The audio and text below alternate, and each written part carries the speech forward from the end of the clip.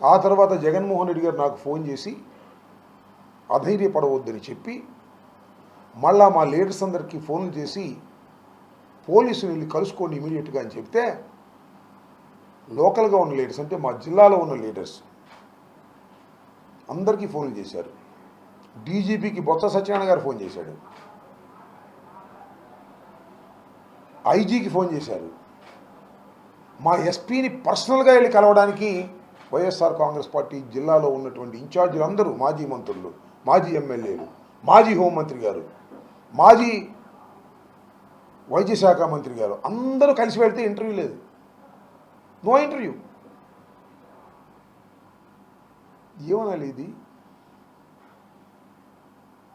మధ్యలో ఒకసారి ఎస్పీ వచ్చాడు మా ఇంటి దగ్గరికి, మళ్ళా ఆయనకు ఆదేశించారు ఇక్కడి నుంచి వెళ్ళిపోమని. ఎందుకంటే ఇక్కడ గొడవ జరుగుతుంది, నువ్వు ఉంటే గొడవ ఆపాల్సి ఉంటుంది, గొడవ ఆపడానికి వీల్లేదు కాబట్టి నువ్వు ఇక్కడి నుంచి వెళ్ళిపోమని చెప్పారు లోకేష్ గారు, చంద్రబాబు నాయుడు గారు.